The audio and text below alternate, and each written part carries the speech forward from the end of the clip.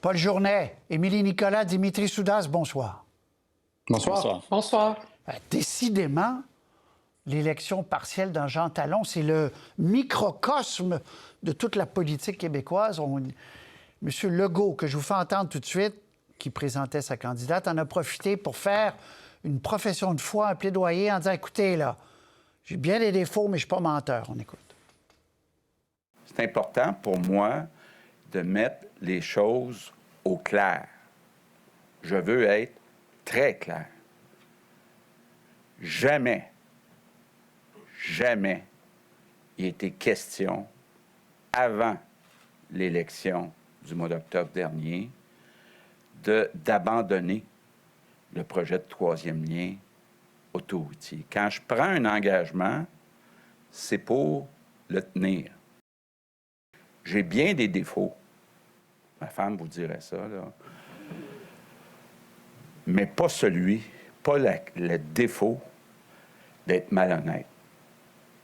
Jamais je serais capable de prendre un engagement en sachant que je ne le tiendrai pas. Bon, Paul Journet, il faut rappeler aux gens que Pascal Paradis, le candidat du Parti québécois, avait dit, lorsqu'il était courtisé pour devenir le candidat de la CAQ, le chef de cabinet de M. Legault, raconte-t-il, M. Paradis lui a dit « Oh, c'est pas grave si t'es contre le troisième lien après l'élection. On n'en parlera pas pendant l'élection, puis après l'élection, on va abandonner ça. » Là, M. Legault dit « C'est jamais arrivé comme ça. » Il met quand même tout son poids. S'il n'y a pas de preuves, M. Paradis peut-être parlera moins de ça. Qu'est-ce que vous en pensez, Paul? Bien, on n'a pas l'échange exact, puis on l'aura jamais, le verbatim, puis les propos peuvent être légèrement modifiés quand on les rapporte indirectement, mais il y a quand même des faits qu'on connaissait avant cette controverse-là, c'est-à-dire que le gouvernement n'avait pas été transparent au minimum en campagne électorale parce qu'il ne voulait pas dévoiler le contenu des études et que le gouvernement vendait du rêve et que n'importe qui faisait une analyse à peu près rationnelle du dossier devait le savoir, sans aller jusqu'à dire que le gouvernement savait hors de tout doute qu'il promettait de faire une chose qu'il n'allait jamais faire. On peut quand même souligner que ce qui était proposé initialement, c'est de faire le plus gros tunnel au monde pour un problème de congestion qui avait été mal documenté, avec une solution qui n'allait pas régler le problème à long terme et qui était peut-être même pas techniquement faisable.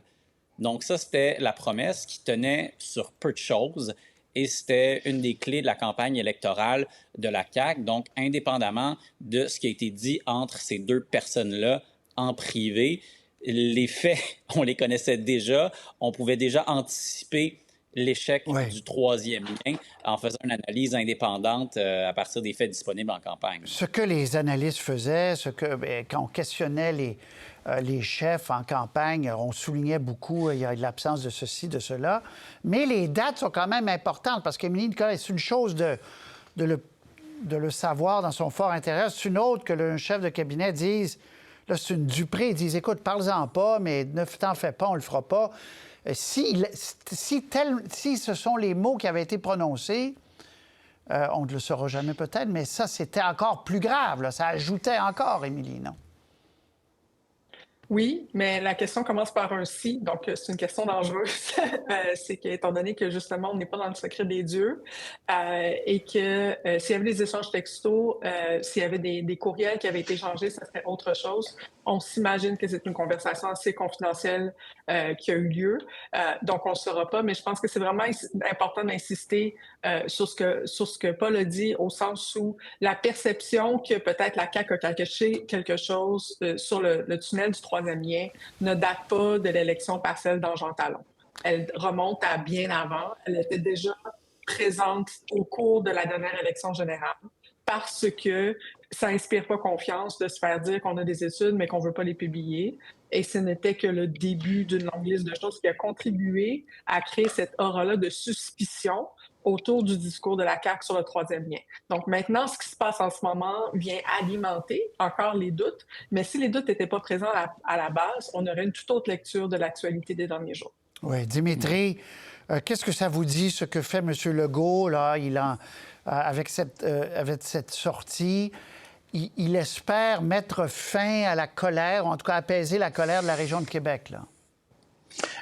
Oui, et comme vous savez, Patrice, Maurice Duplessis disait toujours « parlez-en bien, parlez-en mal, mais parlez-en ». Et le fait simple qu'aujourd'hui, une élection partielle est déclenchée, le premier ministre essaye de faire deux choses. La première, c'est une chose, Patrice, de ne pas avoir de la crédibilité sur une promesse brisée. Parce qu'il y a des gens qui sont pour le troisième lien, il y en a d'autres qui sont contre. Là où c'est dangereux pour le premier ministre et pour la CAQ, c'est est-ce que les gens vont maintenant penser qu'ils ont menti? Et ça, c'est une question de crédibilité. Et Jean Talon, Patrice, c'est un comté quand même assez spécial. C'est un comté qui, depuis sa création dans les années 1960, a toujours, mais toujours voté libéral. C'est un comté qui, pendant les deux référendums, 80 et 95, a voté non. C'est aussi un comté qui, en 2018, malgré l'ascension de la CAQ au pouvoir, a encore une fois voté libéral. La CAQ a gagné Jean Talon dans une partielle. Une autre partielle s'en vient. On parle beaucoup du Parti québécois et j'entends les analystes dire est-ce que ça va être un moment Geneviève Guilbeault, où elle avait gagné son élection partielle, mais aussi d'autres partielles, les élections partielles de 2002, que la DQ, souvenez-vous, Patrice, avait gagné 4 élections partielles. Et par la suite, en 2003, avait perdu les élections générales à Jean Charest parce qu'il y avait le mécontentement au gouvernement de M. Landry. Donc, ça va être une élection partielle très intéressante, surtout avec, bien sûr, la question du troisième lien. Mais est-ce que le PQ va pouvoir revenir en force dans un comté qu'ils n'ont jamais gagné? Vous faites bien de rappeler Louis Hébert. Paul, vous le faisiez dans un texte la semaine dernière, on le faisait aussi. C'est vraiment l'exemple. Le PQ veut recréer la bougie d'allumage qu'a été Louis Hébert pour la CAQ. Il veut en faire la bougie d'allumage pour le PQ. Donc, on y reviendra. Fort intéressant. Mais juste vite, Paul, s'il y avait des preuves, là, parce que le PQ laissait miroiter, à un moment donné, pas miroiter, mais laissait entendre qu'ils avaient d'autres textes. S'il y avait des preuves, elles auraient été publiées depuis, n'est-ce pas? Non? Oui, puis je vois pas exactement quel genre de preuves est-ce qu'on peut avoir. Comme je l'ai dit, il n'y a personne qui a enregistré la conversation, puis les textos. On est dans une conversation rapportée par un tiers. C'est pas une citation. Très bien. Donc, il n'y en aura pas, comme vous le dites. C'est un sujet que j'aime beaucoup parce qu'il y a beaucoup de choses. Ça paraît, on ne parle pas que d'une maison. On va parler du 24 Sussex. Notre collègue à Ottawa a fait un long papier web ce matin pour dire que là, on est en train de zioter un autre terrain parce que le 24 Sussex, ne serait, même si on pouvait le rénover, ce qui n'est pas sûr, ne serait plus sécuritaire parce que trop près de la route, trop près de ci, de ça. Tour de table là-dessus. Dimitri, je commence avec vous parce que vous avez été proche de M. Harper. C'est depuis M. Harper que cette bâtisse-là est fermée et tombe en ruine presque. Pourquoi? Bien, parce qu'ici au Canada, comparé par exemple aux États-Unis, aucun politicien n'ose dépenser l'argent qu'il faut dépenser pour la résidence du premier ministre. Et on ne parle pas de la résidence de Stephen Harper ou de Jean Chrétien ou de Justin Trudeau qui n'a même pas mis le pied au 24 Sussex. C'est la résidence qui représente l'établissement du premier ministre du Canada. Et tant et aussi longtemps que cette décision va demeurer entre les mains de politiciens, c'est-à-dire du premier ministre, soit on va avoir un premier ministre qui va se rendre dans un Airbnb pour habiter ou le 24 Sussex simplement ne sera jamais rénové. On ne parle pas de quelques millions, et on ne parle pas non plus de quelques dizaines de millions. On parle de quelques centaines de millions de dollars, que ce soit pour rénover le 24 Sussex ou pour avoir une nouvelle résidence du premier ministre. Émilie Nicolas, on va montrer quelques photos. D'abord, le 24 Sussex, on va montrer, c'est 12 000 pieds carrés. C'est une magnifique résidence qui appartenait à un Britannique, bon bref, chargé d'affaires à l'époque, devant l'eau. Là, on voit, on est comme sur l'eau, sur la rivière, et l'autre côté, c'est la route. Mais elle est très vieille, 12 000 pieds carrés. Gardez ça en tête. Regardez dans le G7 les autres résidences. En Italie, 1,2 million de pieds carrés. Bon, vous allez me dire, le Japon, 269 pieds carrés.